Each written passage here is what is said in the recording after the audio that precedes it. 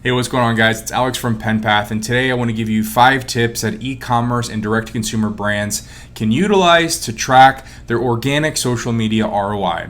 So I want to first start by saying that organic social media is way different than paid social media. Many of you know this, but if you don't, it's because paid social media, you have so many more capabilities in terms of tracking what your reach is, who you're targeting, and what the conversions are. Whereas organic social media, you post it and it does what it does. The platforms sometimes allow you to get a lot of reach. Your following sometimes reshares it and you get a lot of reach, but it's totally out of your control. Whereas if you pay for it, it's definitely much more in your control. So right now, let's focus on a question that we commonly get from our e-commerce clients, and that is that how do we measure performance for our organic social initiatives? So I want to give you guys 5 tips around that. And the first is going to be that you need to focus on engagement and engagement rate rather than revenue generated from your organic social initiatives. Certainly everybody wants to generate revenue, but as you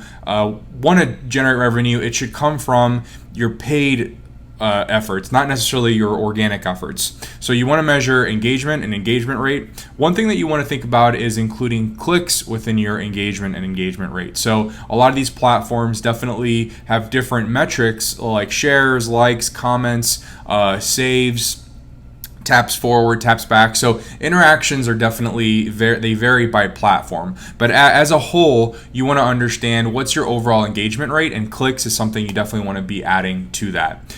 You also want to understand which posts or get the highest type of engagement, and then turn those insights into creative and paid media ads. So essentially, what is working well in organic social should be an inspiration for your creative team to put together strategies for paid social. And that's how the two can work together. So the second tip I want to provide you is that you need to focus on activity metrics when you're managing your organic social efforts. So it's not going to be always where you post once and then all of a sudden goes viral and gets a lot of engagement. You may have to post consistently over time and understand, okay, how often are we posting and what's our engagement rate, or how many engagements do we have? And then you can actually understand true things that you can maybe do more of or less of in order to optimize, your performance.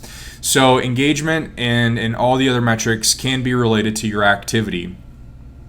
From there, you also want to think about what kind of content you're creating. So creating content is no easy feat. You have to think about it, you have to spend the time, create it, post it, and everything else. So if you're seeing a lot of results from video, that might mean that it's worth investing more in more video. If you're seeing a lot of results in carousel ads or images, those might also be where you can start to boost the impact that your organic social efforts have. You might want to also look at top performers in your industry. What are they doing? Or top performers overall on a platform, and understand, what are the tactics that they're doing that you can integrate into your own performance. So you don't always have to just look at your own data. It's good to do a little bit of research there and create a strategy. From there, you can then allocate your resources in terms of time and money into what content you're going to be creating. The next tip is that if you are looking at trying to get some sort of a different read other than individual posts and sort of trend lines around how things are performing, I do encourage you to group posts together into certain categories or campaigns. This is again for organic social. So maybe you want to have a lot of posts related to a specific product or a specific capability or initiative that your company has. Those are very important to sort of group, and then hopefully your analytics platform is able to then sort that by grouping, and then you can have a much more insightful story than looking at individual posts that certainly could vary. The next thing is collaborations. We're seeing a lot of our customers benefit from collaborations. So if you're in an industry and you want to work with a specific influencer, obviously that's going to be something that you should be doing and you should be measuring. So collaborations is a great way to get free exposure. Sometimes it doesn't have to be paid. If you find small niche influencers in your space, that's going to be a really good way to expand your reach and your engagement. So the next thing thing in terms of collaborations that I want to mention is doing giveaways. So, whether, it's tagging other influencers and having giveaways, that's a really effective way to do collaborations. And last but not least is when you do find something working, it's not recommended that you, and specifically for Facebook, you boost a post.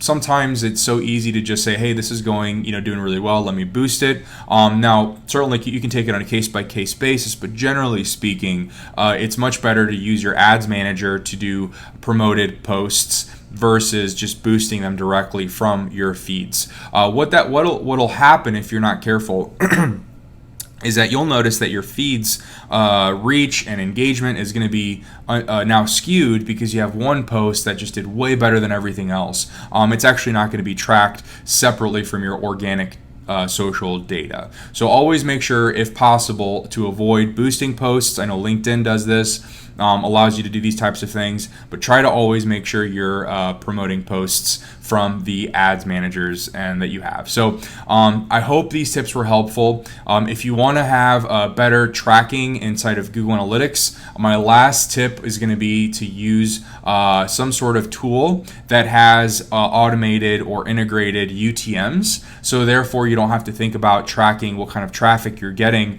from these platforms.